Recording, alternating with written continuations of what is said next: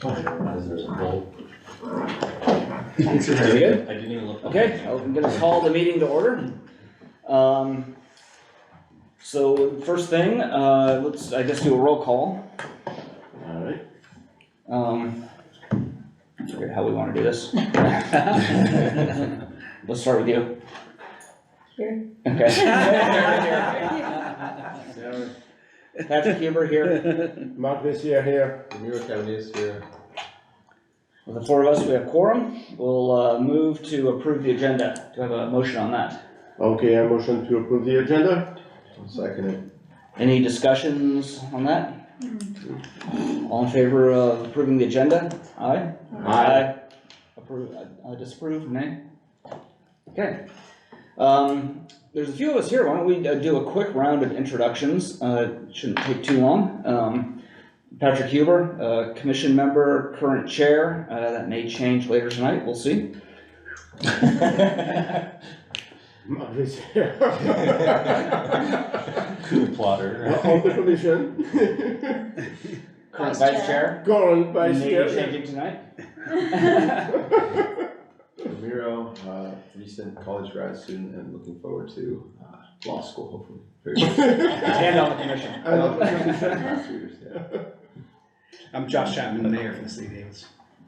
I'm Tracy Reynolds. I'm the staff liaison to the commission and the manager of the city's open space program. Oh, me too. Hi. I'm Christina Harrington. I'm a resident. Alright. So over to you, Alan. I'm Alan Hirsch, I'm the Lorax, did a lot of city council meetings for the last 12 years. Hiram Jackson, I'm on the school board in Davis. Okay. My wife. Jimena Jackson, district employee. Andrew Folks, UC Davis, a couple hats there, but one of them is director of the Pluto Creek Riparian Reserve where this property is, and partnered with the city on this project. Okay, Nick Deo, I'm a landscape architect, work for ICF. We've been helping with the concept development for this site. Sarah Gunsey, I'm a commissioner, I guess, in this commission, and I'm a graduate student in soils and biogeochemistry. Okay, thanks everyone. Thanks for joining. This is a stellar public turnout for this particular commission. Let's move over to the announcements. Tracy, let's kick off with you. Yeah, I do have a couple of announcements. I just, since we didn't meet in January, I wanted to just do really quickie little updates on some of the acquisition projects we've been working on. The first is the Gill Orchard number 2 that we all are familiar with, and that one is 120 acres. That one, that easement the closing date is the end of February, so that'll close this month and it's going smoothly, no problems with it. The Pichol property, that's the property on the South Fork, between South Fork Reserve and the city's Los Rios parcels. That one is just still talking with him.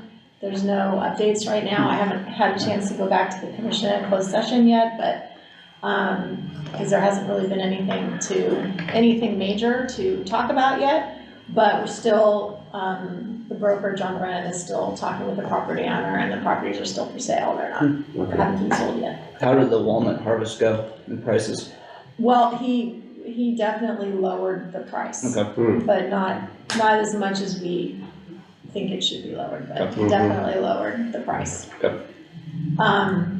Billy's Farm, that's one we've been working on, that's just north of the Gill Orchard number 2. Yeah. I'm waiting for her to submit back some idea. She's working with her daughters about what parts they don't want in the easement, and I emailed her last week. I just haven't heard back again, so I'm still trying to see if I can we can get something together to submit to for the grant this round. So the pre-application would be due in June. So I have a little bit of time, but not a ton. Yeah. So she's still talking with her daughters about, so which is fine. I just want them to be absolutely sure about what parts they want out of the easement. Another one, the city's Los Rios properties, I, went to the city council and got permission to, start talking with the old Habitat Conservancy about possibly doing a habitat easement on those properties, which we talked about before, which we can do now because of that legislation, that was passed to remove the Prop 70, restriction that we had. Well, not move the restriction, but allow for a sale of a conservation easement. And then the El Molino Farm, the one in Solano County, along the North Fork of Buda Creek, that one's still going along. We're finalizing some easement language about, our ability to, in the future, potentially negotiate some kind of public access habitat easement on the acres that are within the levee. And, they're also doing the updated appraisal now that the owner has the tentative map, just to see what the appraisal is worth. So that's where that one stands. So that's where those are all the acquisitions. And then on the open space signs, I know that, I think it was in December, we talked about the draft of the, not calling it a logo, but the sign to try to identify an open space area as an open space area. And if you remember, there was one design that you guys liked the most, but he also said, but we'd like it, maybe it's a little bit too plain, we'd like it with maybe one more silhouette and one more color. So I was working with our design team, the Helix, our consultant, on that. And so we finally settled on the design. We had several, and I took it to our communications team, and Mike, I'm hoping you guys like it. I have a little prototype. Now this is I That's know, really it's brown and just plain. like it. Now it's not gonna open That- anyone. It's a little garish, I don't know, it's a little much. Yeah. And so it's with the city's colors. So anyway, Alright. this is what we decided on. Ooh, I like. So I don't know everybody, but these are the two, the blues that we were trying to use, and then with the lupin and the butterfly, and then having it say open space area, and then it has, this is and the border is the extra color. That looks great. I like it. Yeah, I thought that really looked nice. Yeah. How far can you see that? Well, so this is a 12-inch sign. And what I've done now is I have one of these at 12-inch, I have a 16-inch and an 18-inch. And I'm gonna put them up around, we're just gonna put them up and sort of see them from a distance, because I think this is a little bit too small, but the 18-inch is too big. So I'm kind of leaning towards the middle 16-inch one. The question is what do you want to do with it, because the fine thing is to be lost in the distance. Well, So I guess yes. what you want to say, that would, like some of the bicycle signs are really small on the bike trails. Well, it'll sort of be near the paths, but still, I don't want them to be so big that they're kind of take over the space. But I also want them to be big enough that you can see them, as you're walking. So anyway, so now it's really more deciding on the size. So anyway, that's that. The interpretive panels at the North Davis Habitat area, I met again with the Friends of North Davis Ponds. We had a nice meeting at June Jackman's house, and they gave me additional feedback. I communicated to them your feedback. They agreed with it. So then I redid the draft panels again, and that's kind of where things stand at the moment. I need to, Gina's out of town, so I need to kind of meet with them again to kind of say, hey, there's 9. Are these in just good enough shape that I can now, just give them to the Helix, the professional, to make them even look better? But I'm very happy with them now, so I appreciate all your feedback and their feedback, because I think the 9 slides I really like them now, so I think they're gonna be good. And so when I do that and I get official drafts, I'll bring them back again. So you'll have another chance to see them before they're go to the manufacturer. And then in terms of my last announcement was just, I don't know if everybody paid attention to the last city council meeting. But I did go to the city clerk's office and ask about the recruitment process, because I know we still have 2 vacancies.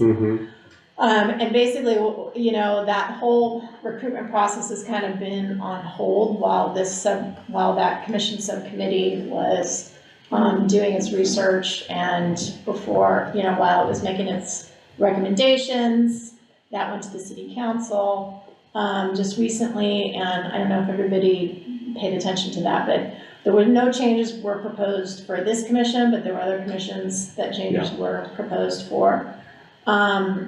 Anyway, so basically, I think right now the recruitment process is still kind of in a limbo situation, so we're gonna have to make do with 5 for a while, or 6. How many do we have? 6 for a while. So, I don't know if there's anything you would like to add. Yeah, I was gonna pass it over to Josh. Sure, no, thank you, yeah, Tracy did a good job in kind of summarizing how it pertains to this commission. Vice Mayor Vitla and I will continue to work with staff, so we'll look into when we can start recruitment for some of the commissions. We weren't quite sure what any kind of reorganization was going to happen and which commissions were going to be reorganized, but obviously for Brown Act issues can't have this conversation with our colleagues. So moving forward, what our goal is to then step back and with the city clerk and with Tracy, identify which, well, Tracy particular to this group, which commission has those spots, which ones we can fill, and then the ideal size for the commission. We will then, what we're looking to do in conjunction with Tracy, and then this commission, is to look at your authorizing resolutions that are currently in place, and you guys have work plans that are done every single year, and looking at the work plan along with the authorizing resolution, see if those are in alignment with each other, and if those can just continue down that path, or if we look at authorizing resolutions and refine the scope of work that the commission does. But that work will all be done with staff and with the commission as we move forward. So more to come on that, but I do think that since Tuesday's meeting, that gave us the direction that gave us direction to then know that we can fill vacancies on commissions that weren't affected by any kind of reorganization. Right. So as part of my update, I was going to talk about general plan, but maybe I'll kick it over to you because that's wrapped up in the commission reorganization as well. Just, you know, we're launching into the general plan update process. I don't know if you have anything to say about that. Sure, yeah, we have our, we have a meeting tomorrow night, and then we have our goal setting retreat, annual retreat on Friday. And then the general plan update process is scheduled to come back to us on the 20th to lay out options for that. When we looked at commissions and the role that we wanted commissions to really to play through the general plan process is to be the outreach arm for all the different areas of the general plan that are mandated by the state. So what we would want to have happen is that this commission would be going forward and doing public outreach engagement with the community around open space, around land use, around those areas, and that the commission would be the group that would be with Tracy and her team would be going out and actually doing that work and getting that feedback and doing the engagement with the community. So that's what our goal is with that, is to really put the commissions and utilize their expertise at the forefront of this process, instead of having the commissions be reactionary to where a different committee or some group gets together, comes up with these ideas, and then brings it to you, and then the people in this room that are sitting around that have expertise in that area are now looking at it and going over it for the first time. So we want to have the commissions engaged in the process from the beginning. So the general plan process on the 20th will be more kind of, that'll kick off what we are, you know, if we're going to do consultants, what that's going to look like, hopeful timelines, things of that nature. So the 20th will be, we'll give more information on the general plan, how we move forward.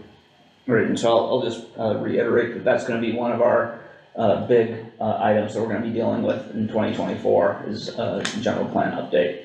So be ready for that. Hasn't been done in 2096. Over 20 years. Yeah. So a lot of work. Century. Yeah. Right. Yeah. Okay. Thanks, Josh. Yeah. Commissioners, any other announcements from anyone? Okay.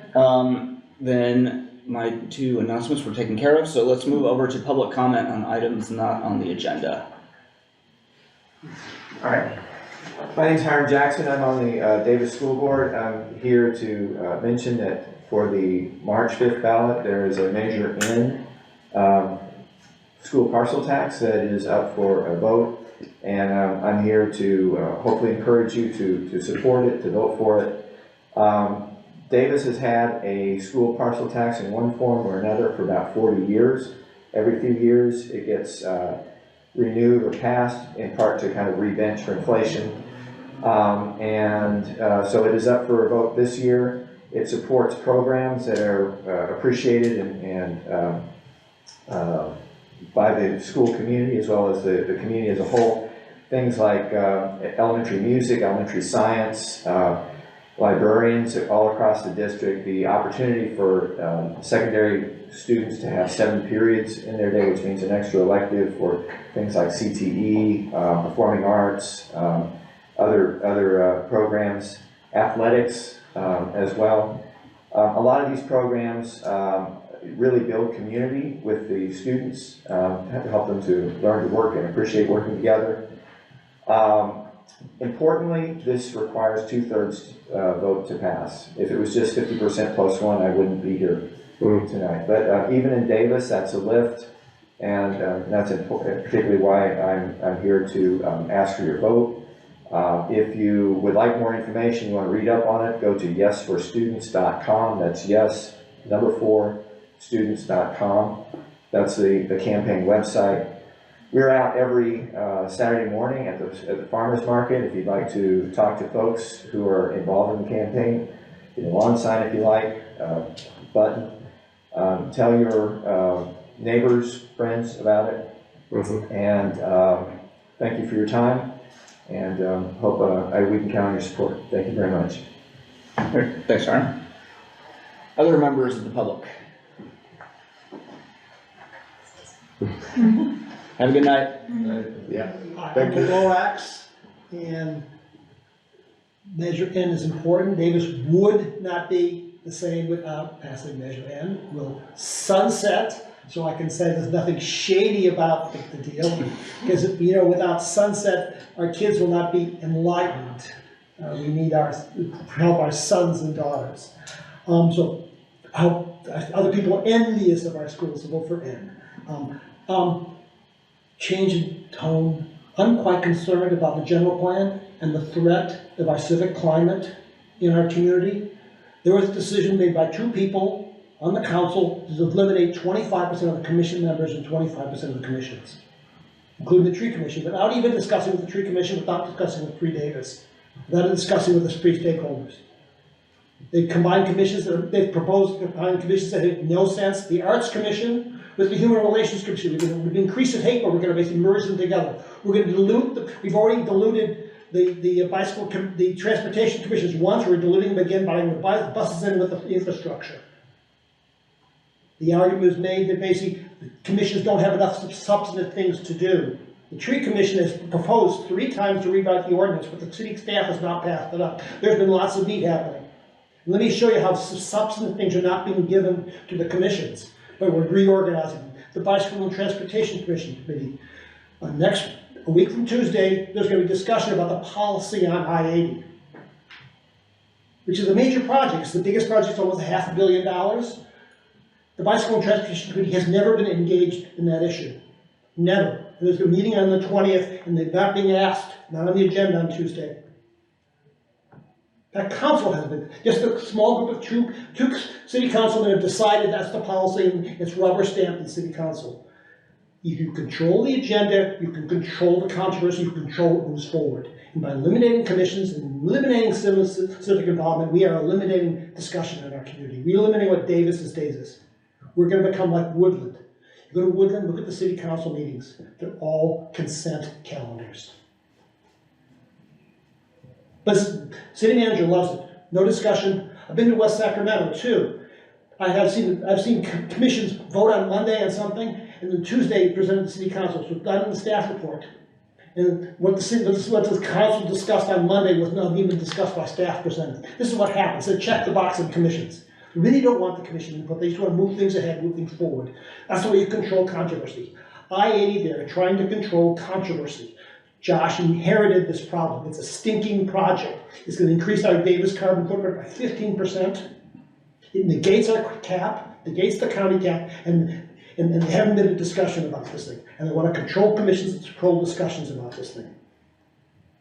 I know there's good intentions here.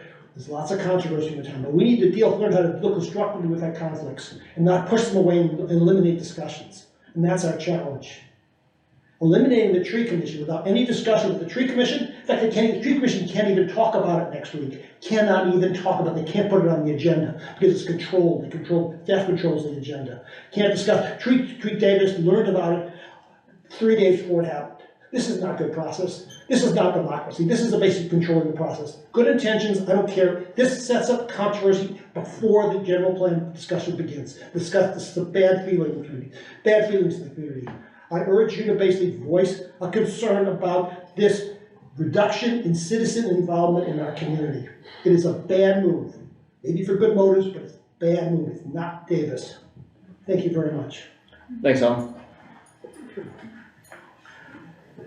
You have a public comment on a non-agenda item? Okay. No, thank you. Okay, thank you. So let's move on to the consent calendar, which is minutes from December. Good night. Good night. Do we have a motion to approve consent? Motion to approve the consent calendar. Okay, I second that. Any discussion, any changes anyone saw need to happen? Okay, all in favor of passing the consent? Aye. Opposed? Okay, great. Alright. So, now to the big ticket item. Tracy, are you gonna kick this thing off?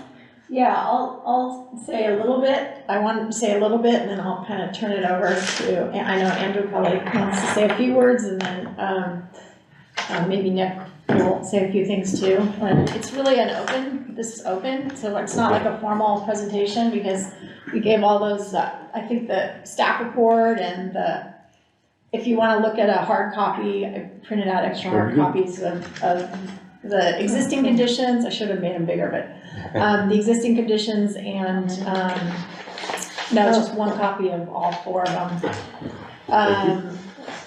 So basically I think hopefully everybody read the staff report, but basically, you know, as you guys know, we hired ICF, you know, a while back.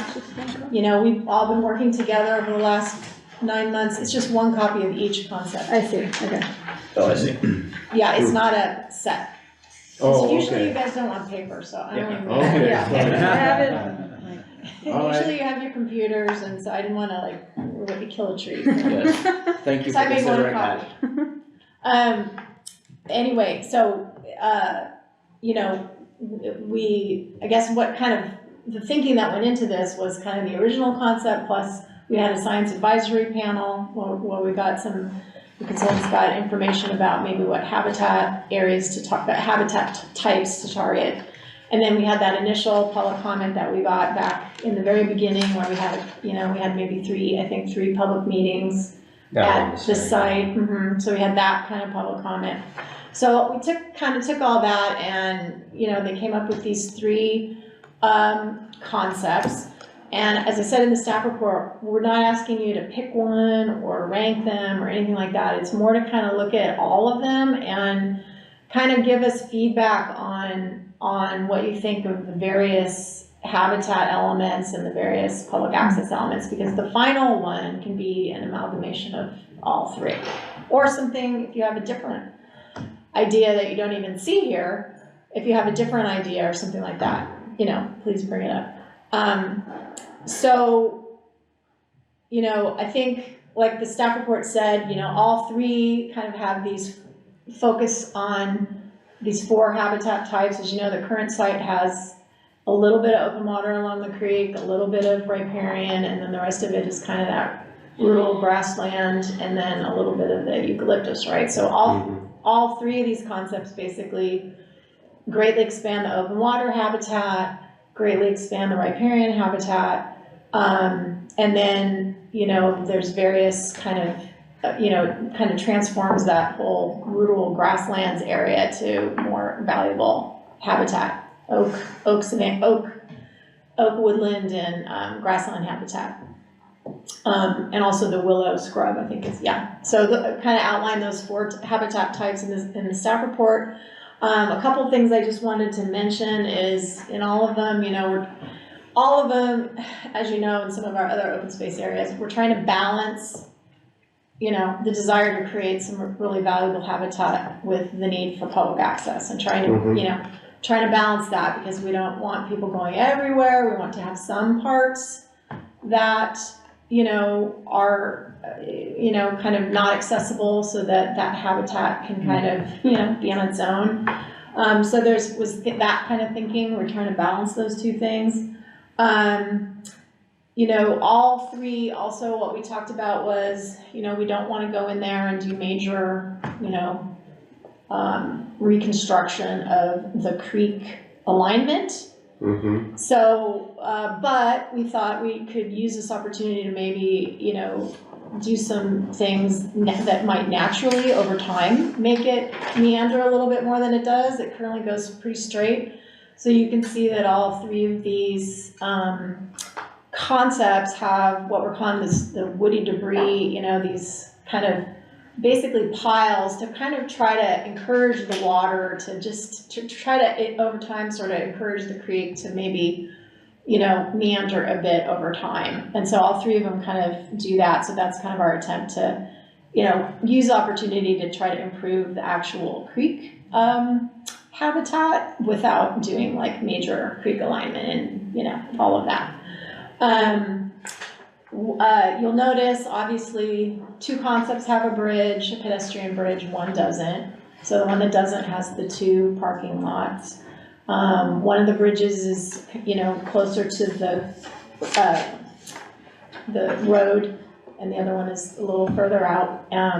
None of these do we have, we haven't costed any of these out yet. We don't know what any of them cost. Obviously, a pedestrian bridge is going to add to the cost. But we haven't costed out the construction or the ongoing maintenance of some of the features either. So that's something that will come later. So right now we're kind of just thinking about like ideally what would be great and sort of costing things out. I mean, maybe later we might have to, pull back a little bit depending on how much things cost. But right now we're kind of really looking at like, well, if we could do it, what would it be, kind of thing. Because we don't know how much we don't know. The state could be all excited about everything and we would get the grant. We just have no idea. So just keep that in mind as we haven't costed anything out yet. The last thing I just wanted to say was on all 3 too, we tried to think about the parcels around the site. And so you can see that in all of them, the trails, the trails will link to whatever public trails there, on UC Davis's property. We tried to link up the trails, tried to connect the Raptor Center, and then made more buffers along the sides that are private, like where the farmland is, where the private is, try to, plant some buffers to kind of keep, again, sort of guide people more within the site as opposed to trying to think that, oh, I'm going to walk over here, trying to prevent people from trespassing onto adjacent private property. So we kind of were thinking about that too as we were designing these 3 concepts. So I think those were kind of the points I wanted to make. I don't know, Andrew and Nick, if you want to add, and then, Yeah, and a couple process things too. So we've done a lot of outreach, but it's growing, right? So it's like we started with just internal discussions of do we want to do this, right? And if we want to do this, what do the respective agencies want to see as elements in a very broad bubble diagram concept? Met with Wildlife Conservation Board and the CDFW to see if it was anything they would even remotely be interested in before we went down the path and did that. Talked with what we call the Science Advisory Committee, which is Melanie Truan, Peter Moyle, John McNerney, folks who have experience in the city side of habitat enhancement, and then both Melanie and Peter, probably 2 of the most connected to Puda Creek along the entire length of what they would see as a habitat need. So really focusing on that versus like the public access elements. And then we also did have conversations with Yochida Hay about this, and they think it's a great idea. They want to be involved. They had lots of input in terms of things like, could we have areas for ceremonial plants and traditional plant gathering? Could there be times where the site might be closed for private ceremonies? All of that, all of which is possible and could be discussed, and especially as it relates to things like management of the habitat, to make sure that we're not doing something that might be detrimental to their future gathering of something, particularly during the establishment phase. And then the idea is to have this meeting. We're then going to almost immediately go to Yochida Hay and show the 3 concepts to them, because the earlier discussion was the same discussion that we had with the commission here, where we said, here's this idea. We just want to get feedback on the idea. We don't want to start down a path if the tribe says totally wrong, don't do this. But no, got a thumbs up from that. But they want to be involved, obviously, and that's good, right? So we'll be showing the 3 concepts, getting feedback from them. Then there's a public meeting. Right, we have so part of the ICF contract is to help with 3 public meetings. This is one. The second one we've scheduled for March 13th in the evening. It'll be over at Vets Memorial Center. And that'll be focused on the Davis community. The broader public. The broader right? public. So getting input Um, on these 3 concepts. On this same 3 concepts. We can share at that meeting kind of the feedback that you've given us tonight as well. And then we're gonna have a third meeting sometime in April. I'm not sure when We're yet. working on the date. Because it's gonna more be geared toward the campus and students. So it'll be after finals, after winter break, so it'll be like April-ish sometime. But before picnic day, that we've got Right, yeah. our windows, We have right? a little- yeah, squeeze it in. Yeah, it's basically not the week before picnic day, but possibly the week before picnic day, because everyone's building their floats and. Yep. Yeah. Yeah. So that'll focus on more of the students and even some faculty, Yeah. and it still would be open to the public. We'll still be advertising it, but it'll be over on the campus and kind of try to, capture that audience. So those will be the 3. We've already discussed this within the Arboretum, just very briefly, of this learning by leading program that creates student leaders and interns within a variety of interest areas. So there's everything from like nursery management to public outreach. But there's also ecosystem land management and sustainable horticulture. We've got ecological gardening, and then we've got the waterway stewardship, which is primarily on the waterway on campus, but anything sort of water feature related. And so those teams will probably take the lead on coordinating it with their other students, and then in connection with the landscape architecture department, because they did last year. So their students will now be seniors. When they were juniors, they did a class where this was the project, and they came up with a bunch of ideas, and I think we passed those along too when we had gotten the PDFs. So this, we think, will be more targeted to actually bringing lots of students in. So we've got almost 100 students within our program. They're all very geared toward this kind of thing, and because this is on UC property, and because we'll certainly within very short biking distance of the campus, and we'll probably be having our ELM teams and waterway teams working out here after the project is done, helping steward the project, it made sense to kind of approach it that way.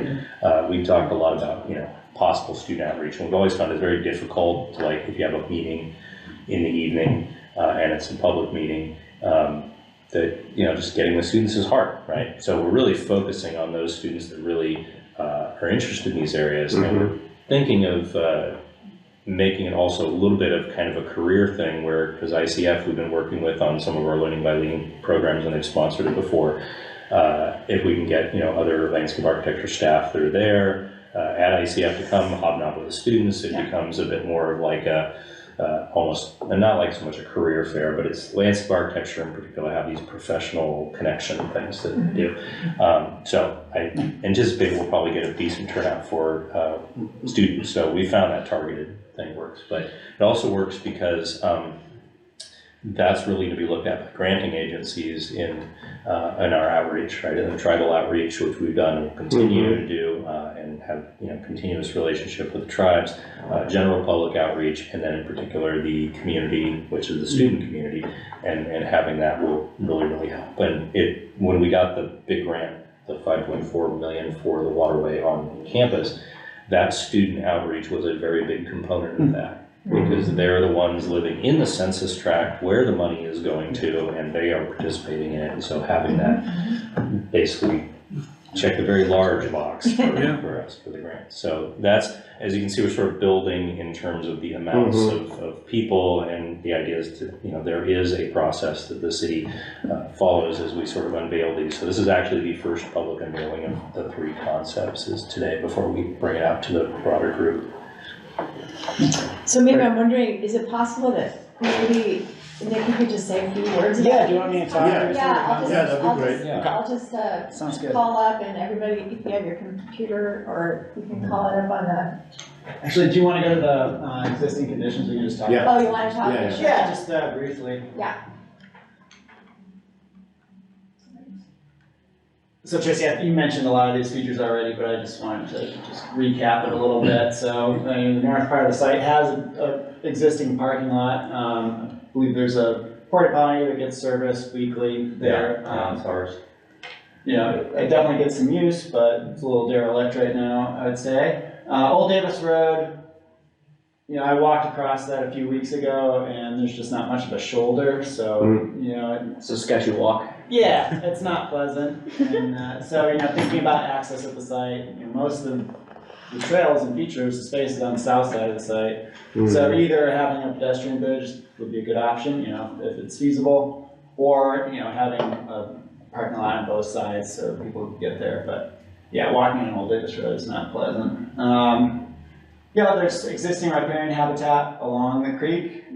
Pewter Creek generally is straightened and channelized, after hundreds of years of trying to control water there. There's some good riparian habitat in there, also some invasive species, so there's a lot of work that can be done to improve that habitat. Mature grove of eucalyptus trees here, which provide some habitat, but also it's a question of whether you want to support non-native species there or transition to something else. I'll notice there in a line that was not intentionally planted, that's a high water mark from when Monticello Dam spilled sometime in the 80s. And the seeds basically went to the edge. And so there's levees on both sides of the project. Those are core levees, I believe. This is a tow road here, which is for levee maintenance that has to not be touched, it sounds like. Yes, correct. A couple access points. There's a maintenance access point here. That could be improved upon for future site access. There's some sensitivity with the neighbors to the south.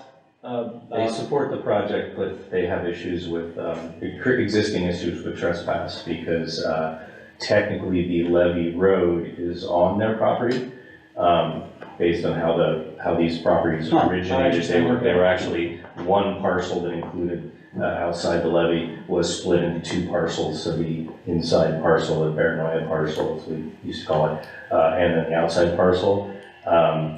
But most of it has been actually people parking in front of their driveways and stuff because DWR has a very large gravel pull out there for the levee maintenance and access. People just use it to park, but it's not really public. Right? So they love the idea of the habitat enhancement. They were at our public meeting, but they just want to make sure that there's a buffer to preclude that trespass, which is why you'll see the looped trails. Thank you. Let's see, what else? I should also just mention that the site history, the rectangular nature of the topography out there and the uniformity of it is because it had been a borrow site by Caltrans, which is what that number 10 access ramp it was. It was their haul route to excavate all that soil, which they turned into the Kidwell overcrossing and I-8113 overcrossings, at which point then they were done and left us flat. Start the whole field. Right. Yeah, so the elevation of the floodplain there It's a little too high to support riparian habitat now, but floods frequently enough that you can't really have oak woodland or other upland habitats that, you know, would provide more benefits for species of It may interest. flood again, we're only 10 feet from spilling right now, so, yeah. Oh, right now? Yeah, right now, which Okay. is why I'm trying to get that bathymetry survey through. Yeah. Yeah. Okay, yep, thank you. Just a few pictures, you know, that's Old Davis Road, existing parking, existing riparian habitat, some of the access points. There was a gas line that went across the site, no longer in use. Yeah, they moved, PG&E moved it to Okay. the other side when they were doing all the retrofits after the San Bruno explosion, so that is no longer there. I believe they filled it with concrete. And, yeah, so there's a existing weir goes across the creek that was there to protect that gas line, but also it's a hard point in the channel, holds the elevation of water at that location now. Sounds like the plan is to leave that in place. Yeah, it's used by, well, or if it was replaced, although that probably might take more permitting. It's used by fly fishers to walk out onto it and cast upstream and downstream without having to worry about getting their lines caught. And so the fly fishers of Davis have expressed interest in keeping that number of years ago when we first talked about it.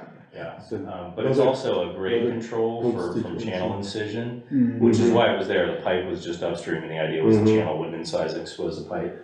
And so all the riparian habitat upstream of the bridge, upstream of that weir, has developed with that summer low flow water elevation based on the grade control of that. So I talked with Rich Maravich ages ago, and he said, yeah, you know, we could always too just turn it into boulders, you know, if PG didn't want us to keep it, but otherwise the plan is. Are there negative ecological impacts from having that there? Not that we know of, yeah, I mean, So, because it's not a fish passage bear at all. It's, you can see the drop is pretty shallow. yeah. Yeah, you know, people use the site as it is from that parking lot. There's some informal paths. People like to get down the water there. I've seen people launch kayaks, paddleboards, yeah, from there. But it's quite a steep path. Yeah. The north side, that path does connect to the rest of the trail and stuff. Yeah, so depending on the time of year you go out there, either people go down the steep path, or if we've been able to cut the vegetation back, there is a shallower one, but this last year with the rain we had, it got overgrown so quick. So yeah, during our initial site visit, it was not yet cleared. Okay. So yeah, just kind of looking at the overall topography there. Yep. Okay, so this concept, we're calling a perennial side channel. We can come up with something more creative later if we want to decide to pursue it. So this one would have a channel excavated out within that floodplain habitat that would be dug down to an elevation that would allow water to be in the channel all year long. And then associated with that, there would be wetland, marsh habitat, emergent marsh, up through willow scrub into additional riparian habitat. So two concepts: focus, access with a parking lot to the north side, and then we'll rely on a pedestrian bridge going across. Some of the soil that would be excavated out could be used to create higher elevation habitats for oak woodland, grassland habitats. Couple notes on a pedestrian bridge there. We've shown it at the same span as the Old Davis Road bridge because a real consideration would be for flood conveyance, and so you wouldn't want to. You would have a hard time getting it permitted with the Corps if you're constricting the flood flows through there. So it would have to be equal length, and where their supports would go would be in the shadow of existing supports on the bridge. So this concept focuses public access on that south side, doesn't really show any access into that middle island area. You know, it would be a nice variety of habitats, so you'd be able to descend down to the level of the creek, have some boardwalks that would traverse marshes, have observation decks, kind of like that nice South Fork observation deck that you guys just built. Let's see what else. A few points to access the creek. All the concepts include a boat, carrying in non-motorized boat launch. And Am I right that there was some conversation with the funding agencies? Yeah, CEF, the two elements, and there are a number of elements, obviously, that go across this, right? The ADA universal access for the site, very important. All the agencies interested in that, obviously, and we would do that anyway. But in terms of amenities, fishing access and non-motorized, like kayak launch, basically.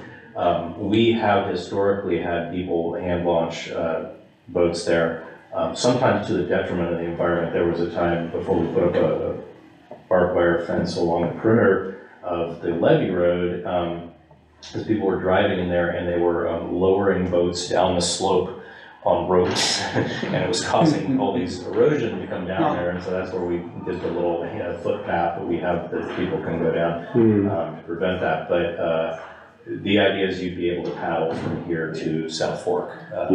So, and it's pretty good paddle. We've done it before. Yeah. But yeah. It's pretty deep there. It's a nice place. Yeah, no, it's real good, but those are the two elements that when they're looking at, it's ADA access fishing platforms and being able to do a hand launch boat.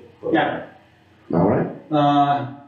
We're showing pit toilets at the parking lots on all the concepts. That parking lot's 40 spaces. I think now it's around maybe 10. Yeah, it's basically a gravel lot that we defined. And when we say pit toilets, we think like, Forest Service BLM style precast vault toilets. Those have been used to some success within floodways, even though this elevation would be the top of the levee elevation, so it may not get the same requirements. But back in the day when I was with Jones and Stokes, we did that within the American River Parkway, and they were below the flood elevation, but they had to have a certain, basically a flap that seals it off, so that when the flood flows come in, it won't contaminate. But the idea of having that toilet, that was the provost. She very directly said, "Will there be a pit toilet, please?" So we said, well, you can't say no to the provost, so yes. So you'll see that in the concepts all over as well. That makes sense. Yeah, no, it does, going from a portable restroom to something that you service a little less frequently. You guys have any questions about this concept? We can kind of talk them, if you want us to go through them all three, or do you want to talk about them each as we go? Anybody have any questions or comments about any of this so far? Yeah. So that side channel, there would be water always, right? There's enough water in the creek to Summer low flow. to keep all that even. If we get the elevation of the Thalweg to be the same as the creek channel itself, then we basically create a side channel that's permanently wet.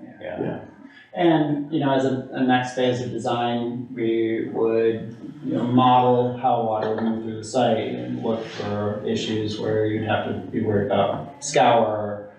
Also look at habitat conditions. That's sort of a balance between providing rearing habitat for desirable fish species like juvenile salmon versus creating too deep water habitat which will harbor bass and other predatory fish that can prey on salmon and other fish you're trying to promote here. And that was some of Peter Moyle's input. We were trying to come up with the idea. And I should also say, with the university's part in this, we hired Jim Frame to do the site topography and existing conditions so that they can do these models. And we're hiring Siegfried engineers. They're under a blanket contract with the university to do the bathymetry. So then they'll be able to do all the HEC modeling for this when we do the concepts. Know how much stuff to move where. Right, exactly. And then that's going to be required for the permitting agencies, obviously. Exactly. It sounds like, we'll have to decide how much we want to balance on site in terms of earthwork, but. And how much we want. Right, it sounds like there's a need for. So the university, and we always try to make these projects with multiple benefits, and the soils here are really good, which is sort of unfortunate for the excavation they did to use some really great soil to build over crossings. Over crossings only could have used some of the other stuff, but in different parts of the county, but very good in the site. Even with, top 10 or 12 feet already taken off, it's still amazing. And we've excavated, samples down 8 feet, which is as far as our excavator arm could reach at the time. And it was the same soil all the way down, and the only thing we saw was like this little sand lens, and we're like, yeah, I wonder which, how many tens of thousands of years ago, that sand lens came through, but otherwise it's the same soil, and they were growing tomatoes in this, and other row crops even after the excavation, that deep, so. The university would like to, for campus landscape projects, some topsoil, not for, compacted fill or anything like that, but for topsoil for campus landscaping. It's very hard to find quality soil on the commercial market. And so the idea is, well, if we need to make a wetland, we need to go a little deeper, so maybe we can use some of that soil and we can stockpile it on campus at a nearby site. And then as we need that for campus landscaping projects, we'll be able to use that. So it's kind of this balance between creating that habitat and then creating more upland adjacent to that tow road, which is kind of the elevation we'll have to set and where we'll have to catch. But that tow road never goes underwater, even when the longest and deepest it floods from Monticello Dam. So we know that at that elevation, if we put oak woodland in there, we'd be okay. It's not obviously on the tow road now because that's considered a maintenance thing and keep it clear for GWR's easement. So however much volume we need to excavate based, again, once they get the bathymetry and they start doing some concept planning, once we go through all this process and we come down to like one concept we like, then we'll be able to see how much we need to move and how much we need to excavate and then what's our balance, and then we see how much we get. And that keeps costs down because then we don't have to haul soil off, because haul off is very expensive, and why would you get rid of something that's such a valuable resource when we can use it on campus? And from what I've seen, it seems like it's a project that would keep the most of the area as not accessible to path, right? Yeah, so I think the other ones do have access to that. The other one would have more access to. Yeah, exactly. And I think all the concepts too, we tried to preserve the existing riparian along there. Yes, right. That's correct. Yeah, we're not taking that out. There's, other than like a couple notches where we have to connect in to get to the water, preserve the existing riparian vegetation. You can see on this there are these like root logs in there for increasing the fish habitat within the channel, but also providing hard points that allow for some deflection and meander and then natural river processes. So. Do you know approximately the distance of that loop? I think I have it down lower. Yeah, scroll down. What is it down he there? added. I don't remember that loop precisely, but all of the trails were. It's about a mile. Yeah, There you go. Okay. Alright. So just to check in on public comment, are you gonna have a public comment on this item, or are you just? Yeah, after he gets through, we'll have public, that's true, we'll have public comment. We probably should Because it's kind discuss of it leading till we're done, together yeah. about, Right, what we kind of like to see, and so I just want to be clear that, we make sure that if you have a public comment to make, that you have an opportunity to do so. yes, thank you. Yeah, so we'll keep going. How feasible would it be to have a path along that middle island? I know that in the second proposition, that's a thing that's there, but in this one, perhaps connecting point 12 to point 14 on the very east end. So we're showing on the other concepts, there's one that would have channels that only flood during high water, and we're showing some ideas for, low water crossing. That if you had a really big flood event, you wouldn't be able to cross, but, lower flows in the channel, you would be able to cross. Here, I think you would probably need a pedestrian bridge, not of the scale of one crossing it.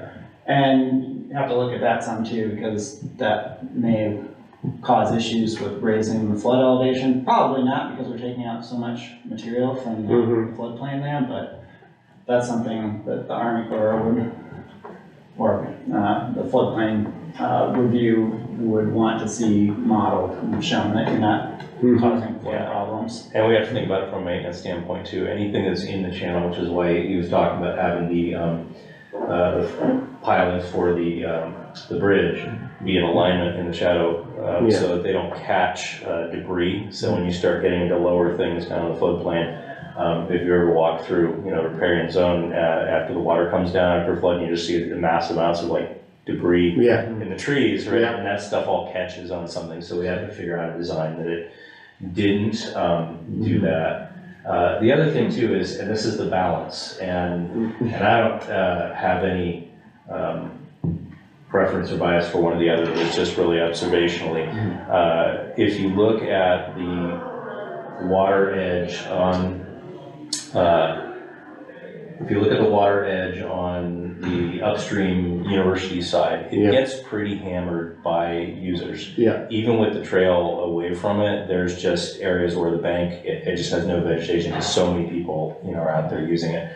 So that balance between being able to create more habitat, having that habitat thrive, and having public access is gonna be tough, and it is one that we've been struggling with on the reserve a lot.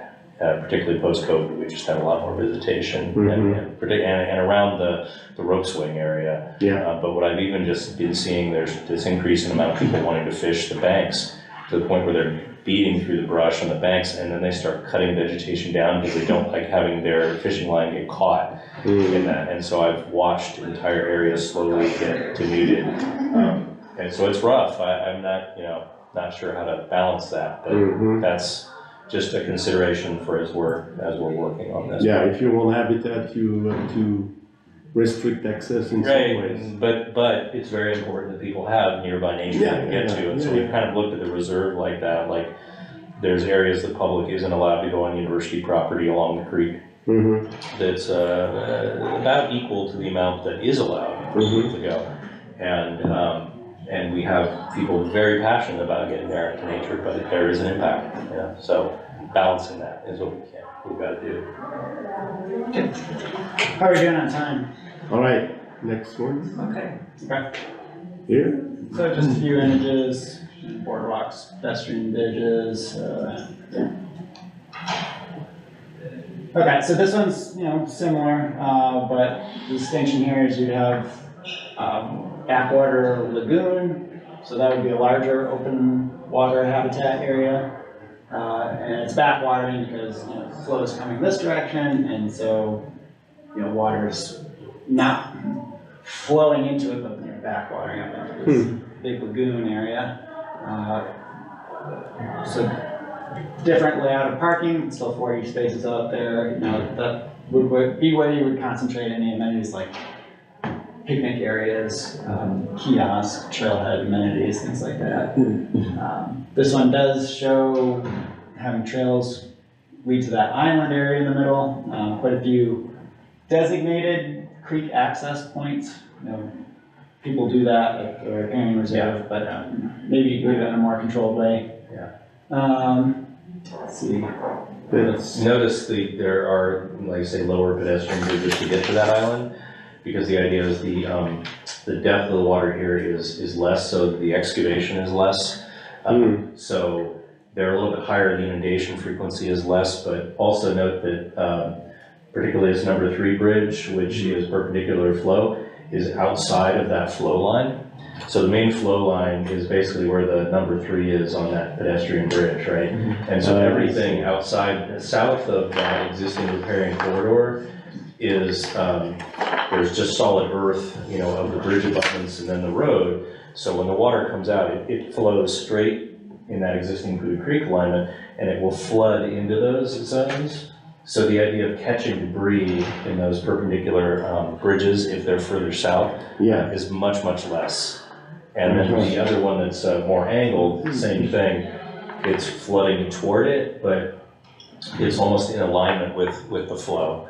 So the chance of debris trying to go, underneath it is less. So think of that as the water is moving across the top there, and then as it increases in elevation, particularly as the dam spills, that it's moving to the south, but slowly.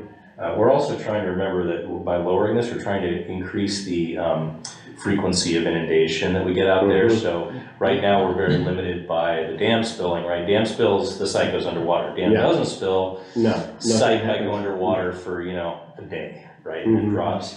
But if we lower it, even with just the runoff from, Pleasants Creek, Thompson Canyon, Dry Creek, we'd be able to have a functioning connected floodplain. And the idea you would have to have some wetlands there, right? Yeah, so the That's- wetlands that's- yeah. they're important from our meeting with Wildlife Conservation Board. It's very important to have summer wetlands because the Yellow Bypass is fantastic for migration, right? Mhm. But permanent summer wetlands are very rare in this area, and so there's tremendous wildlife value for that. And so for this, and this was the discussion we had with CFW, and whether the public will have an opinion, I don't know, right? But that's why we're having a public meeting. If we have a lot of, say, tule marsh, we might get, tricolors. If we have more open water, we might get more, ducks and other waterfowl. Mhm.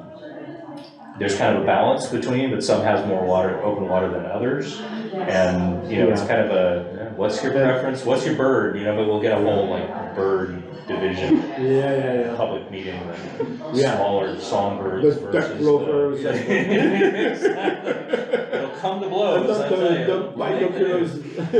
So that's, there's a lot of distinctions. And that's, to pursue on that idea, that's where the open area of water would be to compensate for that, also have some other types of habitat there that would not exist in the previous project, right? Right, so this is more open water.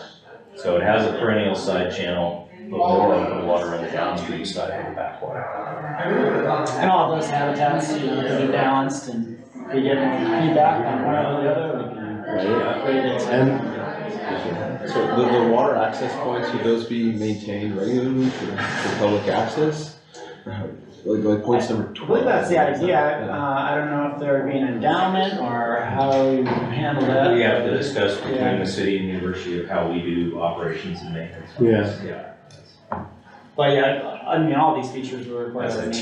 TBD, right? Yeah. Anytime you invest in infrastructure, which is why our existing parking lot is gravel and our toilet is porta potty. So that's what the money we have. with the open water area, are there any concern that it could invite invasion by water weeds that are very good at colonizing such areas? Totally could. If you go downstream, there's a lot of areas that they come and go. It's the system we have. It's part of what it is. Peter Okay. Boyle calls this a novel ecosystem, and I resisted it, but then the more the plants resisted back, the more I accepted it. So, Sorry, would there be a benefit to perhaps narrowing it a bit or not? narrowing that. Narrowing the lagoon Yeah, area. to allow for, less shallowness and, deeper water. Yeah, we're not really defining. Well, we can depth make there that now, deeper, but yeah. yeah, we could make that very deep, or, Right. if we're not concerned about deep pool habitat is creating, predator habitat. Yeah. So, the balance between what might be really good for, say, Right. fish and what might be really good for birds and right, and then what we can afford to excavate, how much soil we need. So yeah, it's gonna be a lot of that figuring it out. But it was fun coming to the consultants because it was kind of like, they thought we were gonna tell them exactly what we wanted. And I'm like, it's blank slate, like play God, yeah, so we're Shared kind of showing extremes, but all Yeah. these things could be, Totally, yeah, dialed totally. back. Mix and match and all of this. Yeah. Could you need to have deeper water, is that what you're saying? Yeah, like Yeah, deeper water, deeper. faster flows. Yeah, and, one scenario here, you have to worry about siltation, Mm-hmm. getting sedimented in, and so you have to look at how water moves through the site, and make Right. sure that Right. you're not. Yeah, how much silt is coming down and Yeah. Mm-hmm. it's not a ton. I can tell you, I've been watching this sandbar grow over my career at the university and before, and in 30 years, You need a it's different about hobby. 6 inches. It's interesting, Watch you the know? sandbar Then grow. during a drought, Yeah. we got walnuts establishing on it because the creek never went up and flooded it. Mhm. And then after the drought, the walnuts died, and then the box elders started colonizing it. So I've been watching this thing grow. But when I first started coming to university as an undergrad, it was this, barely a mud flat, an inch and a half under the water. And over the years, I've just been watching it slowly grow, and then the different plant communities start establishing on it. So that is a good natural process, to have in there. It'd be great if we had like some really good,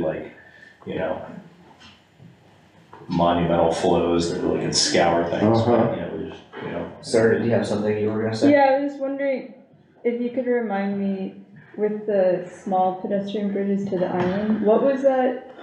Is that limited by the shallowness or the deepness of the water?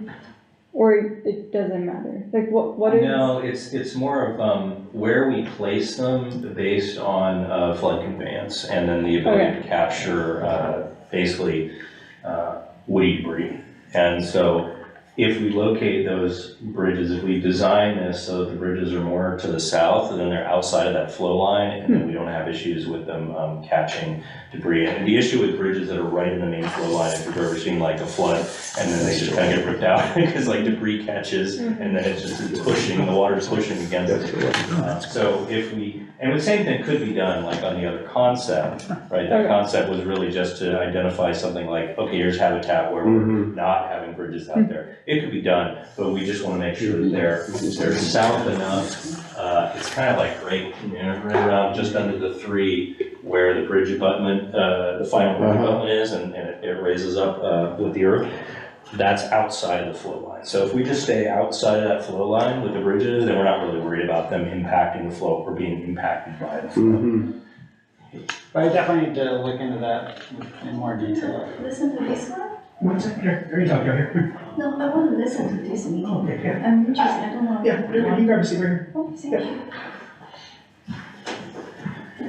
You wanna move on to the third one? Yeah. Is everyone, are? No, that's cool. Yeah. And a lot of these are good questions, they kind of pertain to all the Yeah, right. concepts. They're Yeah. they're good. So this is the least amount of excavation. Right, yeah, so this, like, the other channels would be perennial channels, you have water in them, low flow conditions in the summer. This one, these channels would only have flowing water in them during flood conditions, and you have to look at what elevation you want to set that at to see when you want them to flood. But that still would provide very valuable habitat for juvenile salmon, good rearing habitat in the winter. Still would create a lot of marsh and willow scrub habitat. There's some benefits to having it dry out every year in terms of managing invasive species. It also has a similar backwater feature here, but just smaller scale, but you can still have some open water with this concept. This one does not have a pedestrian bridge spanning Pewter Creek, and so it has 2 smaller scale trailhead parking lots. Those are about 20 spaces each. One of them has an observation deck overlooking the creek. To the north, we're showing an accessible fishing platform. That's a unique feature to this concept. And, I don't know if folks have been to Pewter Creek fishing access off 128. We've, different county parks, built accessible fishing platforms like that so that folks in wheelchairs can go out over the creek and fish without having to get into the creek. So that's kind of a unique one of this. And again, you can mix and match. And like the other concepts, it's using those large woody material structures to create fish habitat, but also in this concept, those are being placed to help direct flows into those high water channels. Can I ask you a question? Yeah. Where's the airport? Is somewhere, because I put up where I'm next to airport. Oh, is it? No, the airport's to the west and north. Oh, okay. Not too far away though, but yeah. That way, yeah, but outside of the flood. Let's see the other thing on this one. Yeah, so you probably a bit more marshland in this, so if you were trying for more tricolors, you might get more here. And like you say, it's seasonal high flow, so it would go through that site. And then in the summer low flow condition, which is what's shown here, they would be basically dry. Or the feet maybe wet. But this is the lower volume of excavation. Right. So lower cost, right? But you would still have, because at the beginning you say one of the issues to raise some of the areas, so. Yes, you would still have enough. So you would have enough to raise, so you could plant some other They still pieces gotta of go down, I mean, let's see, you know what the 5 or 6 feet at least. If you look at the cross-section, get an estimate. Okay, Yeah, so there's still a lot of volume that needs to be. but then, yeah, It's a lot of soil. All of these show a lot of, what else? and then no summer marsh there. Yeah, it does, yeah. I'm Just all, less. okay, yeah. Yeah, we wanna have that in all of the concepts, of having some Okay. additional summer water area for Okay. waterfowl. So there would be, around the. And again, based on the discussions with WCB and CFW, Mhm. saw it as a very important Okay. habitat type, so. We're also showing low water crossings here, so those would be, there's a good image, I think, on the next page. Yeah. Mhm. Low water. So instead of a pedestrian bridge, these would be accessible, during low flow conditions, but not during a flood Yeah. condition. And then, if we go back up to the concept, I forget if this one is the one that is, or if they all show up, but this one definitely very obvious, the connection of the Raptor Center. And so the idea is that if someone were coming here to enjoy the creek, there's other things they could do too, Uh-huh, right? That you provide, so instead of having to walk along the very narrow paved section of Levy Road, you can actually just walk all the way there to where the Raptor Center is. that's So a cool. bit more of an access there. This one does have the parking on the south side, but we push it away from where the renter's residence Right. is to the south. And then you have vegetative buffer in that area. That might help their parking issue a bit if there was a. Yeah, if there's a better spot, yeah. But part of that too, that is a consideration outside of this project, but more of just a coordination issue, is communication with Solano County, because we're dealing with this in parts of the campus where if you charge for parking or you restrict parking in a certain area, they move to a county right away, and then it's outside of your jurisdiction, but now you've moved to the problem. Uh-huh, And we had that issue for a while on 128 where the fishing access sites were, when the county was charging.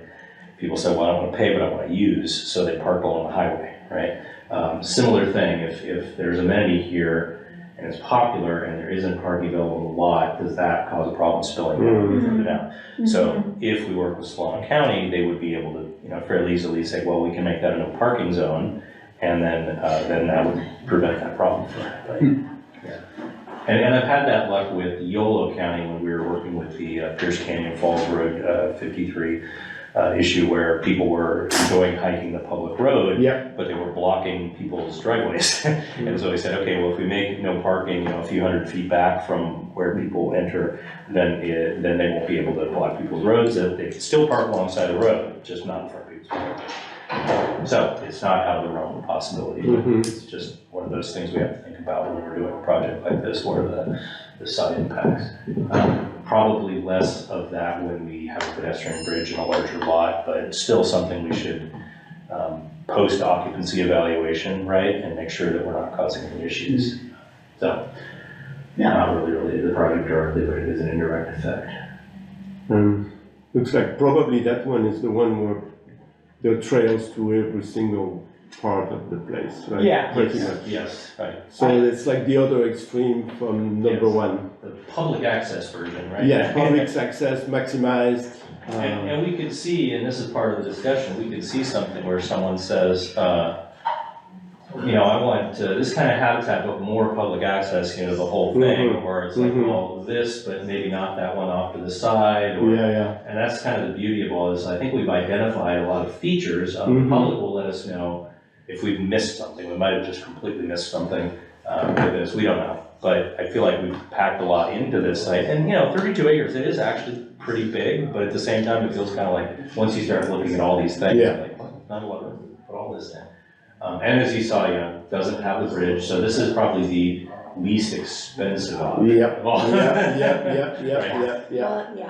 well, at least they're not grading and excavation. Right. No bridge is an immediate, multi-million-dollar cut, but I want to mention, when we talked with, apologies, one thing is that when we talked with Wildlife Conservation Board, they have a tremendous amount of money, even with the state budget issues. They were given $1 billion. Wow. Yes, in previous budgets for the governor's 30 by 30 initiative. And so historically, and I say not even, recent historically, when I would be working with WCB and trying to get a grant, money was running out of Prop 40, Prop 12, the previous ones that we had approved, right? They've been spending them down, and so they said, we used to have money that was a couple $1 million, we only have 100,000, 150,000, that kind of thing. Then the governor gave them a lot of money for 30 by 30. Now they won't consider a project if it isn't over $500,000. Really? And they want to spend this money, as fast as they can, which is part of the reason that we are paying for this upfront part, right? So we don't have to ask them for planning grants, wait through their cycle, go again. This puts us about a year ahead in terms of getting plans and grant money. And so when we brought up the idea, we kind of went with the whole enchilada there and said, bridge, fishing access, all that. They didn't even flinch. It was just like, I'm not terribly concerned about cost. yeah, no, not now, yeah, so, but it would have been 5 years ago. So it's, we were suffering a little bit of whiplash, right? Yeah. But, we figured, well, let's make a concept without bridge, but, They can always come back and say, bridge is too expensive or whatever. Totally, right, Fine. totally could. Or the other one is we could have Corps of Engineers come in and say, you want a bridge, it's going to take you 12 years of this. Yeah. So, and that is one thing that we might find throughout this is a design that has bridge as a placeholder so that bridge is not out of the question if permitting catches up to other things that are like parking lot that is future landing for bridge and then gets decommissioned when bridge comes in. I don't know, but that's kind of a fun thing about all this. I guess it's kind of Yeah, I mean, I think for me, I mean, again, we do what we do, but for me, the value of the bridge is just that it makes the entrance, it just makes it more of a destination. place. Cross the bridge, right? You can I mean, there aren't that many places along the creek, whereas a pedestrian, you can stand right over the creek with no cars. That's right too, It provides a really unique experience that we really don't have on the creek. And then also it also sort of allows for the whole southern side to be habitat as opposed to having another parking lot. So I don't know, I mean. Oh, I'd say we go for it. It may or may not, but I mean, it may not, but I mean, I guess that's just, to me, the value of having it is just the thought of, you sort of drive in the parking lot and you see this like entrance into this habitat area, and I don't know, I think it would be a cool pedestrian experience. And having experienced the Winters Booty Creek Park. I think this is all about winners. I think it's Davis's got bridge Oh, yeah. Yeah, and then of course I've done the Sundial Bridge and so it's like there is a certain thing about that, that entrance experience of crossing through this bridge at an elevation, looking out the site and then delivered to the site to walk around and experience the site. So I think there'd be a huge benefit to having it. And they're not as bad as you'd think. I mean, prefabricated bridges are quite attractive, can do very long spans. And honestly, most of our costs would be footings and permitting. Yeah, that would probably cost more than the bridge. Oh, totally, yeah, totally. Yes. So to move this process along. Yes. I'd like to hear from commissioners about what some of these, elements, or whatever you wanna call them, are most compelling to you, and some that, either don't like or are not as important to you. I guess we don't have any public comment. We outlasted the public. Yeah. I always look at it as if they don't have a problem with it, then, if they saw it, then. Yeah. Sarah, do you wanna start us off? Do you have some thoughts, or you don't have to? I like the fishing access, definitely, and then observation decks, just like, getting a little bit farther into water.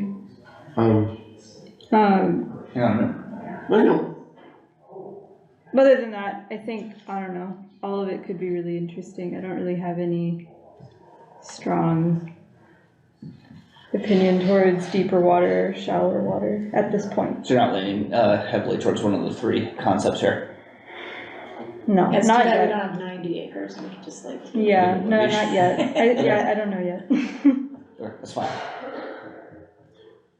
Ramiro? Yeah, I really like the second plan quite a bit. I like the fishing access in the third one, yet I wonder if perhaps we could incorporate that into the second plan as well. There is 1.8, which is a lagoon observation deck. I wonder if that could also serve as a multi-use fishing and an observation sort of deck.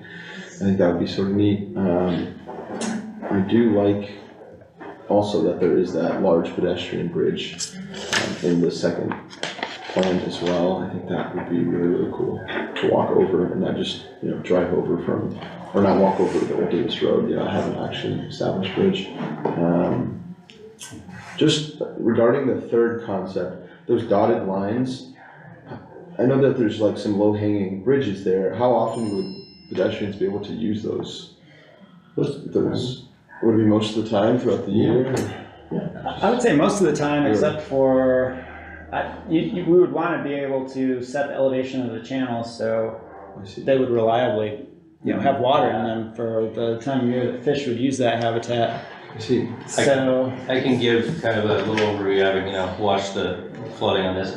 So I think the idea is, and we'll know this based on kind of the final engineering if we decide we like this idea, but I can give you kind of an overview, okay? So once the final elevations are set, if this were one of the ideas that we explored, we'd be able to know what the inundation intervals would be, right? We'd say, okay, it's like, and we could actually modify that based on raising or lowering. We could, we lower it, it floods more frequently, we raise it, it floods less frequently. But if the dam spills, basically everything in that zone with the island, with the exception of probably the edge of the island that's the riparian zone, although the riparian zone does go underwater completely, the treetop still.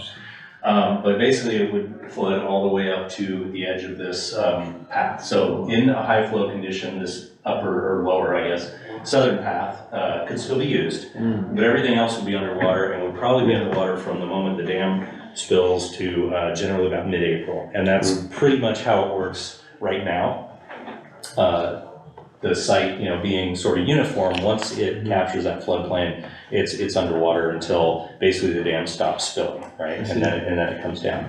But on an average year, when the dam is not spilling, this could be manipulated such that the inundation period is like, a day or a week, right? Depending on, again, the elevation we choose that. So, but the amount of time that someone would not be able to use that section would be fairly minimal relative to when the dam spills. When the dam spills, it's months. Yeah, and that includes the reserves, existing trails that are on the lower floodplain zone. Those are completely not usable until the water recedes. Yeah, and then at that point, you kind of, wait for it to dry. Oh, and then one thing I don't know that we mentioned is also surface. We're looking at like an accessible surface. So the idea is that even in wet conditions, someone would be able to use it. We don't know exactly what that surface is, but things cost more than others, and there's natural materials and such. But thank you. Yeah. Other thoughts, Ramiro? I think that's all. Okay, Mark, over to you. So far, I'm mostly interested in the second project that was shown. It's with the open area, but with a more incised channel. Yeah, this one. I like that it has still some of the, pedestrian bridges down there. I like that feature. And I think in my opinion, it provides maybe more different types of habitat than the first one, where it's just an extra channel.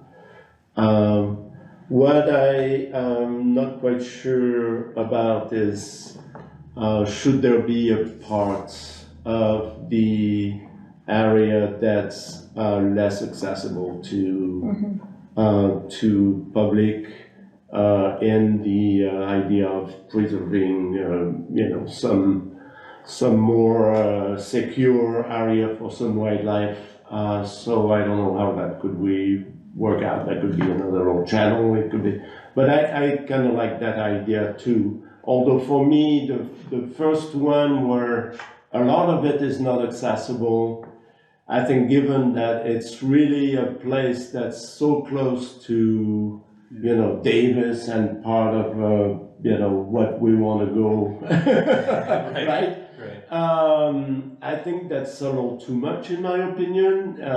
It's kind of a wasted public access. I understand the reason for it, but could we find a compromise there? I think that would be good for me. Yeah, appreciate that, because that is the balance we're trying to strike, Mm. and finding the public's desire for how much. Yeah, but without maybe keeping a little the line end of. Right, or even you could, like on the second plan, the possibility of maybe one of the loops on the island. Is not there, so it's like that back half, not so much. There could be a little channel or something. Yeah, or even, you could have a secondary channel. Yeah, a secondary channel and a little island that's just for the, for the Yeah, birds. because I think we do have to also, we have to think about, like, I agree with that, and I also have to kind of think about, well, like you said on your other properties, we can look on a nice drawing and say, okay, this is for the habitat, but people will go there, right? Right, So right. think about what sort of design elements we can do, like another channel or something, Yeah, that's what. to kind of Blackberries. not, Blackberries, that's what instead of a it's- fence, Oh, yeah, like, because- how do we Blackberries, the only two guide things that people in stop the them. areas we want them to go, right? Yeah. And, cause like, I feel like on the first one, I don't know, people, I don't know, maybe if it gets too little, they're just gonna go boom right Yeah, over. right. They're just gonna go over. Yeah. Repel off the Okay, bridge, they will. don't- Yeah, that's Don't go down. Jump from the bridge, Yeah. And actually, people swim in the creek, right? So, Yeah. that would definitely be happening. So, my thoughts, concept one is my favorite. I do like, that there is a decent amount of kind of refugia habitat, that is not easily accessible. I think that that's our best chance to get some of the rarer species, yellow-billed cuckoo, least-bell's vireo, that are gonna be more sensitive to human disturbance. So I don't mind having a chunk like that there that's cool to look at, you're near, but not mucking around in.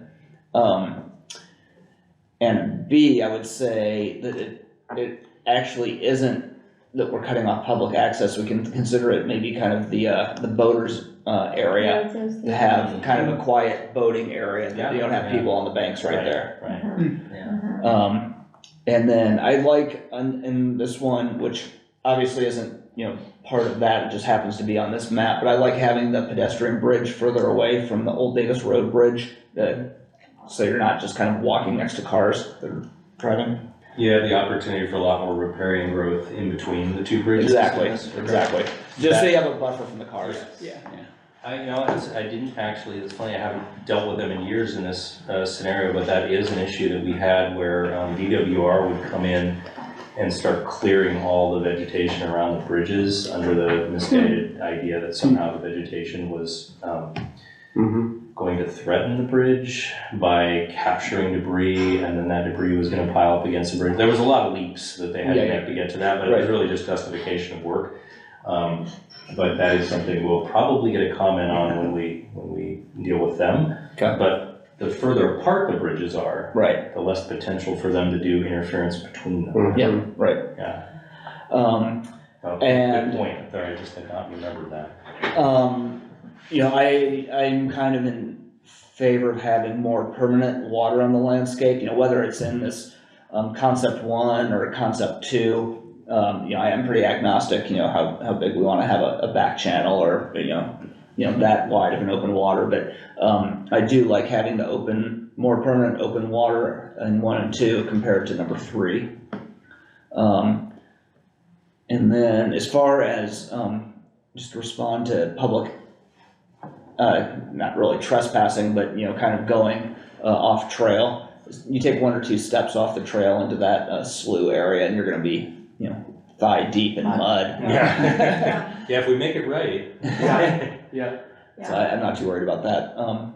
So I think that those are some of my main concepts, but overall, I just want to say I'm so excited to see these. We've been talking about this for a long time. Couple years. Yeah, Yeah. and actually having a vision on paper of what it is that we've actually been discussing, I'm super psyched. Well, you and the mayor here were the initial phone call. It was one of my very first meetings I think I had as a council member. Yeah, that's right. I met you LPCCT and you're like, yeah, I have this idea, we should meet with these guys. Yeah, so Patrick's, been credit to you for moving this forward, Yeah. but sometimes when you find the right, idea and the time is right, because Yeah. the time was really right, we just. You and I had finished- talked about it before, and then it just kind of languished. It wasn't right. Yeah, it wasn't When we right. finished the successful Russell Bike Path realignment, the city and the university were like, what else can we do together? Yeah. We like leveraged our assets and we got Yeah. like a really great thing done, Yeah, which that I was will be cool. biking home on today. And so the timing was just right, and so we're I moving. think leveraging off the COVID response success as well. Yeah, yes, that definitely. And I presented this to the chancellor and the vice chancellor and the provost. And we before we even move forward on getting the agreements together, called the 3CPD committee.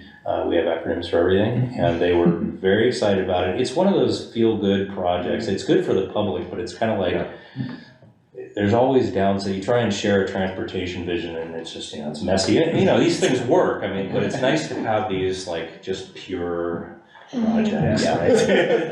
They're good for ribbon cuttings, they're good for just your mental health, so. Have they had any preference for any of these three projects?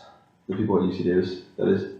No. We have not, you guys are the first to see these. Yeah. Yeah, so what these represent is really the input from the UC Davis folks that we talked about. Right.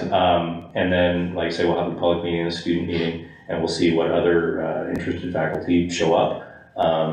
But as of now, this is kind of the cumulative, vision of what we've talked about within the campus.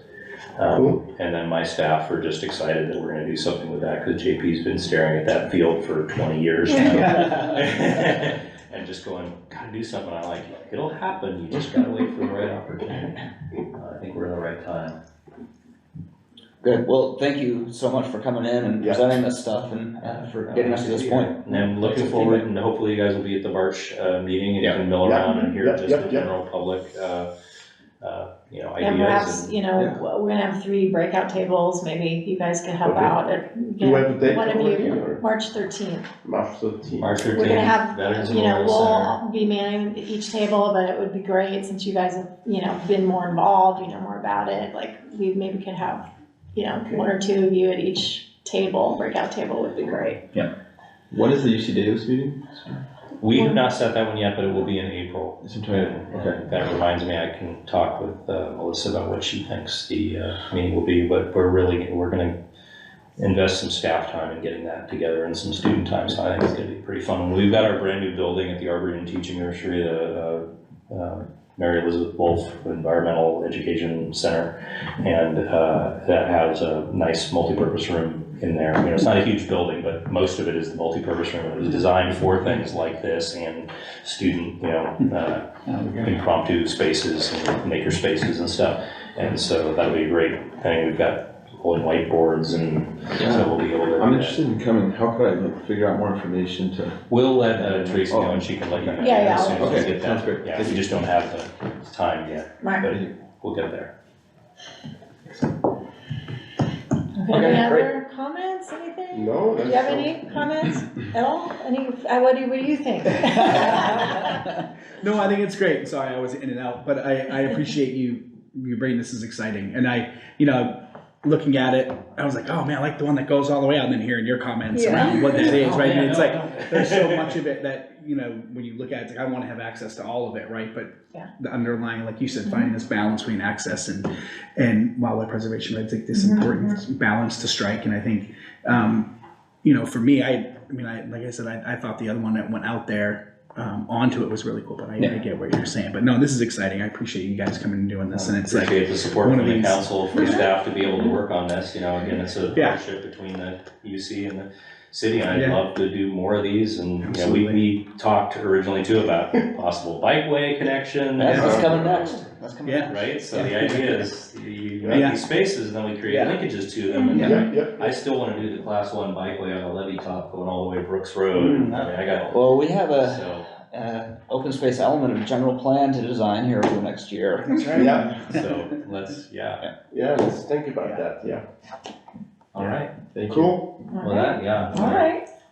Okay, thanks guys. Yeah, You're thank welcome you. to stick around for that. I know, but I've been doing storm response all Yeah, day. exactly. That's why even Boots Foods. Yeah. Literally nearly got hit by a tree yesterday. It was, Wow. one of the redwoods by Marac Hall fell down, Oh. less than a minute after I'd been standing next to it, and I was Oh. still there, and I was looking at it as it Oh, collapsed. But I wasn't even the one closest to it. We had a student who had headphones on and was rocking out to music. Didn't even notice that it fell behind her like 20 feet. She just kept going. But she was giving me weird looks because I was going like.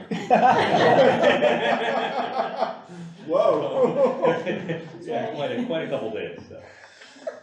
All right, we'll be in touch, and like I said, we're working on the, in fact, I was getting emails right now and responding on the bathymetry Yes, survey, so we sure. got that covered, so, Okay. I'll make Okay, it good seeing you tight. guys, thanks for coming in. Super. All right. Okay, bye-bye. Bye. All right. Okay, good. Well, let's move over to our last main item, which is elections for 2024. So I'll preface it saying that, and reiterating that the real push is to really lean into being leaders in the design of the open space element for the general plan. It's going to be a major process that's going to set up the city, the region for moving forward on open space for the next 20 years. It's going to be a lot of work for everyone involved, our commission included. So whoever ends up as chair is going to have probably some elevated responsibilities from previous years. So I will say that I enjoy being chair. I'm happy to do it. It might make sense. Have an experienced, commission member leading, but the flip side is I'm very committed to making sure that everyone has the opportunity to have leadership roles in the commission that wants to. So I'll just leave it at that. I'm kind of happy to go either direction. So I don't know if there's thoughts or if there's a motion that people want to throw a hat in for themselves, for someone else. Any interest in being anybody? I don't have personal interest. My interest would be in re-electing the current chair and vice chair. Patrick, I think you're doing a great job. I want to be, a good commission member, but I think you're a much better chair than I could be, so. I appreciate it. And like I said, I'm happy to do it. And I'd be happy to help in That'd be great. any ways, because I recognize it's gonna be kind of an important time, so. Great, I appreciate that. So you're willing to stand in as vice chair again? Sure. Okay. Someone wanna make a motion on that? A motion to vote? Or A motion to, To nominate. To nominate. To nominate, okay. A motion to nominate Patrick Huber as chair and Mark Boissier as vice chair. Do we have a second on that? I'll second. And that's four of us. Okay. Any more discussion? Okay, all in Sounds favor of the motion on the table? Aye. Aye. Opposed? All right, thank you. All folks, right, for thank your you. faith in the chairmanship. Thank you. Okay, Okay.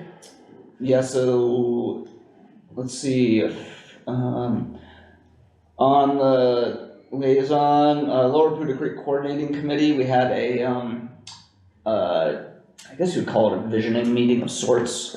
Yeah. About the water management plan, the Poudre Creek, management plan, Picklam. That they had the first one in Winters to kind of, get community feedback on, well, it's a little vague on what, but it was about, looking at really, figuring out what the flows are, who's using what water, how to manage the water, especially in the lower end of Poudre Creek. And so then we, with my encouragement, we had a second meeting in Davis to make sure that Davis residents felt included in the process. which we did. There was a great turnout. There was a good kind of description of what we're actually doing. There's a little confusion about what was sort of expected of the public response, but one thing I was, I guess, pleasantly surprised about, or at least surprised about, was the number of farmers that showed up to the meeting. Oh, yeah. Of the actual water users. Okay. Which I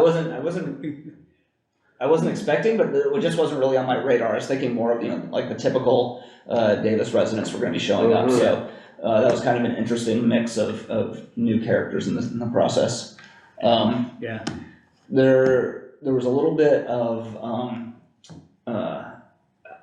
reaction, I guess, that we found out a few days later from some of the water users that, despite the fact that Andrew was one of the main people presenting. The presenters tried to make it clear that this was not accusing anyone of stealing water they shouldn't be taking. It was just that this is a very complicated water system, and we're just trying to figure out where the water's going and what the actual water rights are. But there was some feeling from some of the water users that they were being singled out. And they contacted The ones further down the creek, you mean, yeah? Yeah. Where the problem is. Yeah, exactly.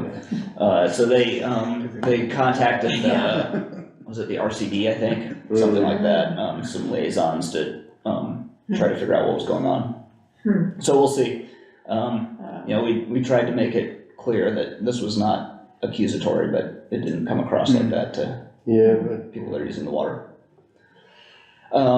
So that process is ongoing. We have a consultant group that's actually digging into the legal water rights angles to really try to unravel the mess. And water flows kind of every direction down there and gets reused and pulled back up, so it's very confusing about who has the rights to what water. But it is clear that we are not meeting compliance flows at times that we need to be meeting in the creek. So we'll see where that ends up. There's no resolution to that, it's just an ongoing process, but we're digging in and really trying to get a handle on what the problem actually is and try to find some solutions that don't antagonize and blow up the Poudre Creek Accord. Right. That would be bad. Yes. And nothing from the Habitat Conservancy. Okay. So moving on to items for next month. Well, the ones that I have, so I think the meeting's March 4th. The items that I have are, I was gonna have one tonight, but we decided that this was big enough that we just wanted it on its own, but the Nishi project over by campus, one of the conditions of approval in that project several years ago, I think Patrick's the only one that remembers that discussion, was that the landscape plan it needs to go back to the commission, and I think your commission and the tree commission, I think, for comment. And so it's mostly, there's a buffer between the project and the freeway, and then there's also like 3 additional acres that are along the Poudre Creek Parkway. So that's one of the conditions of approval, so it has to be done, and so I was planning to bring that in March.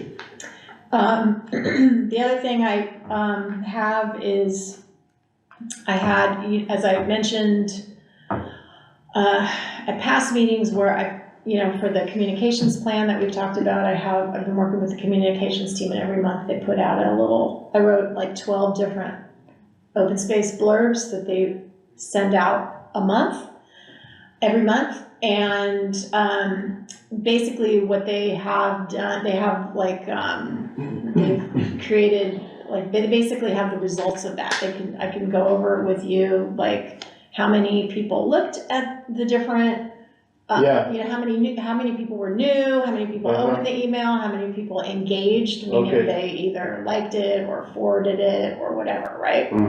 And so it's kind of a fun, look at, how these sort of little monthly blurbs are having an impact. So I thought it would be fun to share that. I don't still have anything, I mean, maybe if it's ready, the Davis Wetlands, report, I don't have that, anything news on that. So I gotta check on that to see where things stand, cause I thought I would have had it by now, but, if we have it, that's also a potential item to talk about that report in conjunction with the Howitt that we talked about before. So something that I would like to see next month, is maybe start an introduction to the general plan process. Like a primer, just to let people know what the process looks like and what our role in that is going to be. That would be good, yes. Yeah, and like I said, we have our meeting on the 20th to really lay out what that process is ideally would look like and timelines. And my assumption is that will include, you know, looking at consultants that we're gonna use, the engagement process with consultants and all that. So I think that would, if that turnaround worked, you know, to get that information, have it for the 4th, you would have some of that on the 20th is where that, you know, it's got like our official way of voting, say, yes, we're gonna undertake the general plan, we're gonna do it, and here's what we wanna see and how we want it to happen. And that would include conversations around commissions and what their roles are. And then, you know, hiring consultants and things like that. And would that be an issue to have that information ready to go on the 4th for our commission? Okay. No, I mean, no, cause it'll probably, I can talk to planning about it and see, you know, I mean, the staff report to the city council probably will be different than maybe what you would want, so I'd have to kind of see like how I might tweak it or condense it or something. Yeah, distill it a bit or. Yeah, distill it a bit. I mean, one thing too I would suggest is, I don't know if any of you have done it, but if you go on the city's website, you go to, you know, City Hall, you go to the Community Development Department. You know, within the Community Development Department is planning, you go to planning. It's like you're buried down the peel of the onion. There you can look at the general plan, and I would look at, there's a couple sections that are interesting, and you can see kind of how dated they are, but they're interesting. So there's a chapter on the parks and open space land use, and then there's also another. I forget how many chapters, there might be 3. There's an open space one that focuses on habitat and open space, and then there's also one that focuses on agriculture, like resources, like agricultural minerals and natural resources or something. So there's like 3 chapters that, and they're not very long. A lot of it is bullet points with like, kind of like the strategic plan where we have action, you know, goals and action items. So, you know, you can get through them pretty quickly. I mean, it might just be interesting as a starting point for, and that's maybe something that we can talk about even, is just have those, kind of look at what's in the general plan now. Yeah, no, I agree, that's a good start. And, you know, like what was focused on, you know, I mean, just sort of look at those chapters and kind of see what's in the plan now. Yeah, and maybe the updated, maybe from Sherry or someone in her team, kind of what the current guidelines for general plans say about the open space. What's supposed to be in it. Right, and that could be included in what comes forward, like here's what we're thinking, you know, what possibilities are, and here's where we were last time, right? What is, how do those compare? Even just having that information is a good way to start the conversation, it's not in the weeds of, you know, timelines laid out that way, because most of the time the consultant will come in and say, you know, here's what we look at for engagement, community engagement, public meetings, right, hearings, all the things that we need to do. So the timeline piece maybe not there. Yeah, well, I really didn't really mean it like a detailed timeline, but just what the process looks like. There's gonna be this kind of consulting time, there's gonna be these kinds of meetings, we can expect it to be a 2-year, whatever the process is. Yeah, it's at least, you know, most of the time they're 2 years, if not more. 2 years is a tight timeline for a general plan update. You have to go through the whole EIR process, you bring you guys on the, right? So ideally, it would be we'll get somewhat it of a done quick in 2 turnaround. years. Yeah, I know, right? But usually it's like a 3.5 year process. On a plan that goes that way. We're trying to, you know, I think we'll try and figure ways to do it now as part of the commission piece around really trying to get commissions at the front and the forefront of it, to have commissioners out talking, people, your expertise out there, having those conversations, and then coming up with your recommendations and thoughts to move forward, right? Up through and kind of streamline some of those processes. So, it's ambitious, but we'll see what, like I said, we'll take it up on the 9th and then the 20th, so kind of a better But idea. it's important and, a great opportunity to push a vision forward for what Davis is gonna look like 20, 25 years from now. Yeah, it's exciting. It's exciting. So that could Alright. be something, yeah, where we, as a starting point, sort of start with like reviewing what's in the plan now and also, what like you said too, like, well, and because it's so old, what's required in the general plan, modern general plans was sort of different from what was done back then. Yeah. And kind of just talking about that. I could see maybe a planner could come, I don't know, they probably can't, but, we can just do. I don't know that we can just- necessarily need one. this No. very Yeah, far. maybe not, but, Just so yeah, that's. see where definitely we're at something we do. and where we're going, and that's, I know role in it is, Yeah, that's the main thing. I've never had to do a general plan. Okay. This is like Me too. really cool opportunity. Yeah. Yeah, It's rare, right? Mhm. Most- yeah, very rare, Yeah. exactly. Okay, Okay, so, we have plenty of things to yes, choose from plenty of next month, I things. think. Yeah, Yeah, like the social thing I can do anytime. Mhm. Right, So- I definitely wanna hear about it, but it may not be next The month. Nishi one kind of has to go. Yeah, exactly. yeah. All right. Okay, Okay. good, Sounds well, with good. that, we're adjourned.